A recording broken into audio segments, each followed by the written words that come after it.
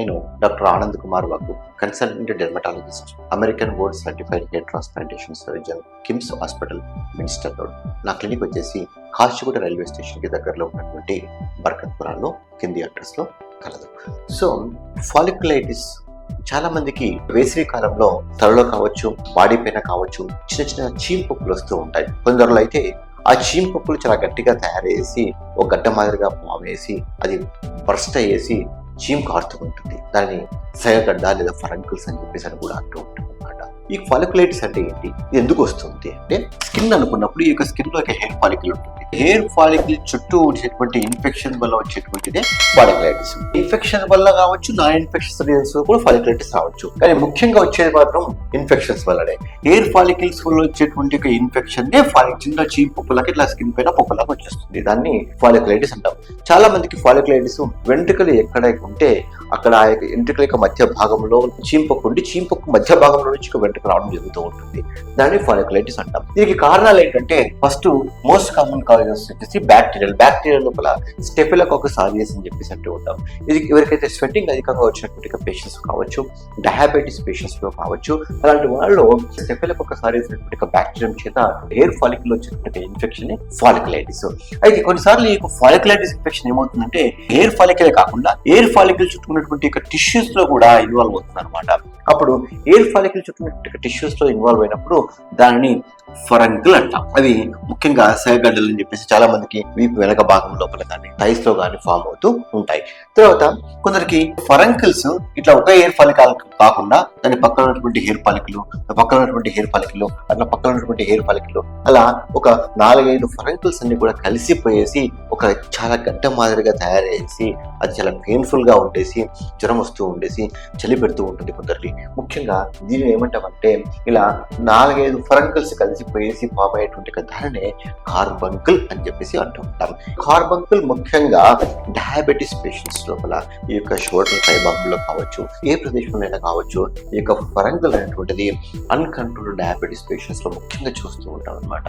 So folliculitis, ఫరంకిల్, carbuncle ఇది ముఖ్యంగా bacterial infections చాలా కామన్ గా అధిక మంది లోపల స్టెఫిలోకోకస్ ఆరియాస్ అనేటువంటి బ్యాక్టీరియం చేత వస్తూ ఉంటుంది.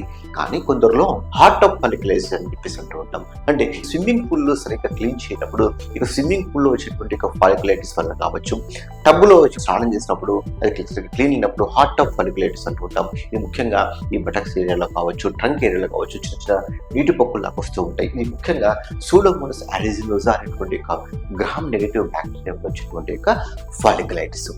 ఇవి కాకుండా కొందరిలో ఇమ్యూనోసప్రెషన్స్ వల్ల క్లెప్సియా ఇన్ఫెక్షన్స్, అదర్ బ్యాక్టీరియల్ వల్ల కూడా ఫాలిక్యులైటిస్ వచ్చేటువంటి అవకాశాలు చాలా అరుదుగా ఉంటాయి. ఇవి కాకుండా కొందరిలో ఫంగల్ వల్ల చెస్ట్ వెనక భాగంలో కావచ్చు, ముందు భాగంలో కావచ్చు పిటిడోస్పోరం ఫాలిక్యులైటిస్ చిన్న చిన్న ఇక చీమ్ పొక్కుల మాదిరిగా వస్తూ ఉంటాయి అన్నమాట. అవి పిటిడోస్పోరం ఫాలిక్యులైటిస్ అంటాం. కొందరిలో అయితే ఈ యొక్క గడ్డం దగ్గర ఫంగల్ ఇన్ఫెక్షన్స్ వల్ల డెర్మటోఫైట్ ఫంగల్ ఇన్ఫెక్షన్ వచ్చేసి దాని మీద సూపర్ యాడ్ బ్యాక్టీరియల్ ఇన్ఫెక్షన్స్ రావడం చేత అప్పుడు చిన్న చిన్న చీమ్ పొక్కులు ఈ యొక్క గడ్డం ఏరియాలో రిపీటెడ్ గా వస్తూ ఉంటాయి. దీన్ని సైకోసిస్ బార్బే అని చెప్పేసి అని కూడా అంటుంటాం. ఇది డెర్మటోఫైటిక్ ఇన్ఫెక్షన్స్ వల్ల వచ్చేటువంటి ఫాలిక్యులైటిస్. అంతేకాకుండా కొందరిలో కాళ్ళ పైన ఫంగల్ ఇన్ఫెక్షన్స్ వచ్చేసిన తర్వాత అంటే ఇక టీనియా వచ్చిన తర్వాత దానిలో సెకండరీ బ్యాక్టీరియల్ ఇన్ఫెక్షన్స్ రావడం చేత కూడా ఇక ఫాలిక్యులైటిస్ వచ్చేటువంటి అవకాశాలు అధికంగా ఉంటాయి. వైరల్ లో చెప్పుకోవాల్సిన ఇన్ఫెక్షన్స్ వచ్చేసి ముఖ్యంగా ఎర్పిస్ వైరస్ లో కావచ్చు, సమ్ టైమ్స్ మొలాస్కం కంటేజియస్ లో కావచ్చు ఇక ఫాలిక్యుల్ చుట్టూ చిన్న చిన్న పొక్కులు వస్తూ ఉంటాయి. అలా కాకుండా మరి దీనికి రిస్క్ ఫ్యాక్టర్స్ ఏంటి? యొక్క ఫాలిక్యులైటిస్ ముఖ్యంగా ఇన్ఫెక్టివ్ ఫాలిక్యులైటిస్ ఏంటంటే ఒబేసిటీ, అంటే బరువు అధికంగా ఉన్నటువంటి వాళ్ళు కావచ్చు, డయాబెటీస్ పేషెంట్స్ కావచ్చు, తర్వాత ఎక్కువ కాలము యాంటీబయాటిక్స్ వాడేటువంటి పేషెంట్స్ కావచ్చు, సమ్మర్ లో స్వెట్టింగ్ అధికంగా రావడం చేత స్విమ్మింగ్ పూల్స్ కానీ హాట్ టబ్స్ కానీ ప్రాపర్ గా క్లీన్ గా లేనప్పుడు కావచ్చు, అదర్ ఇమ్యూనోసప్రెసివ్ మెడికేషన్స్ అంటే ముఖ్యంగా సైక్లోస్పోరిన్ కానీ అజాథైమిప్రిన్ కానీ ఇలాంటి ఇమ్యూనోసప్రెసివ్ మెడిసిన్స్ వాడుతున్నటువంటి పేషెంట్స్ లో కూడా ఫాలిక్యులైటిస్ వచ్చేటువంటి అవకాశం ఉంటుంది. సో ఫాలిక్యులైటిస్ ఎందుకు వస్తూ ఉంటుంది? కొందరు అయితే స్కాల్ప్ లో ఫాలిక్యులైటిస్ రిపీటెడ్ గా వస్తూ ఉంటాయి. ఇక్కడ కూడా ఈ యొక్క బ్యాక్టీరియల్ ఇన్ఫెక్షన్ వల్ల ఇవి తగ్గుతూ ఉంటాయి, వస్తూ ఉంటాయి, తగ్గుతూ ఉంటాయి, వస్తూ ఉంటాయి. దీనిని chronic folliculitis of the scalp అని చెప్పేసి అంటూ ఉంటాం అనమాట. అలాంటి వాళ్ళలో కూడా ముఖ్యంగా ఇక బ్యాక్టీరియల్ ఇన్ఫెక్షన్ ఉంటుంది. బ్యాక్టీరియల్ ఇన్ఫెక్టివ్ పార్టికల్స్ కి అలర్జీ వల్ల వస్తూ ఉంటుంది అనమాట. అలాంటి వాళ్ళలో కూడా మనము ట్రీట్మెంట్ ఇవ్వడం జరుగుతూ ఉంటుంది అనమాట. అయితే కొందరిలో ఈ ఇన్ఫెక్టివ్ కాజెస్ కాకుండా నాన్ ఇన్ఫెక్టివ్ కాజెస్ ఉంటాయన్నమాట. అనమాట. ముఖ్యంగా వ్యాక్సిన్ చేయించుకున్న తర్వాత కొందరిలో కాళ్ళలో కావచ్చు, లెగ్స్లో కావచ్చు చిన్న చిన్న పసుపు పొక్కులు వస్తూ ఉంటాయి. ఇది because of the ingrown hair వల్ల అక్కడ మనకి ఫాలిక్యులైటిస్ వచ్చేటువంటి అవకాశాలు ఉంటాయి అనమాట. ఇది పోస్ట్ వ్యాక్సిన్ వల్ల కూడా ఇట్లా ఇంజరీస్ వల్ల, ట్రామా వల్ల కూడా కొన్నిసార్లు వ్యాక్సిన్ ఫాలిక్యులైటిస్ వచ్చేటువంటి అవకాశాలు ఉంటాయి. ఇవి కాకుండా చాలా వెరీ రేర్ కారణాల వల్ల కూడా ఫాలిక్యులైటిస్ వచ్చేటువంటి అవకాశాలు ఉంటాయి. అవి చాలా చాలా వెరీ రేర్. డెమోడెక్స్ ఫాలిక్యులైటిస్ అని, ఇస్నోఫిలిక్ ఫాలిక్యులైటిస్ అని చెప్పేసి ముఖ్యంగా హెచ్ఐవి పేషెంట్స్లో అలా ఇన్ని రేర్ కాజెస్ వల్ల కూడా కొన్ని ఫాలిక్యులైటిస్ వస్తూ ఉంటాయి అనమాట. కానీ ఇవి మోస్ట్ కామన్గా వచ్చేటువంటి ఫాలిక్యులైటిస్. సో ఫాలిక్యులైటిస్ వచ్చిన తర్వాత వాటిని గుర్తుపట్టేసి వాటికి తగినటువంటి యాంటీబయాటిక్స్ ఇవ్వడం చేత, యాంటీబయాటిక్సే కాకుండా కొన్నిసార్లు ఏమి ఇస్తామంటే ఫంగస్ ఉన్నప్పుడు యాంటీ ఫంగల్, వైరల్ ఇన్ఫెక్షన్ అప్పుడు యాంటీవైరల్ ఇన్ఫెక్షన్ ఇస్తూ ఉంటాం.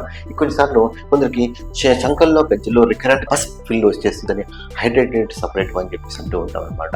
అలాంటిది గుర్తుపట్టేసి దానికి ప్రాపర్గా ట్రీట్మెంట్ ఇచ్చినప్పుడు ఇవి బాగా సబ్సైడ్ అయ్యేటువంటి అవకాశాలు ఉంటాయి. కొన్ని సందర్భాల్లో ఈ ఫొరంకల్స్ కానీ కార్పల్స్ వచ్చినప్పుడు వాటిని ఏం చేస్తామంటే ఈ పసు మొత్తం ఫామ్ అయి ఉంటుంది కనుక, పసు ఉన్నప్పుడు యాంటీబయాటిక్స్ సరిగ్గా పనిచేయవు కనుక ఈ ఉన్నటువంటి పసు మొత్తం మనం ఫస్ట్ లెట్అవుట్ చేయాలి అంటే దాన్ని మనం పసు మొత్తం తీసేయాలి కనుక ఈ పైన చిన్న సర్జికల్ ఇన్సిషన్ ఇచ్చినప్పుడు పసు మొత్తం బయటకు వస్తుంది. బయటకు వచ్చిన తర్వాత దానికి ప్రాపర్ యాంటీబయాటిక్ ఇచ్చిన తర్వాత అది మొత్తం సెటిల్ అయిపోయేటువంటి అవకాశాలు ఉంటాయి.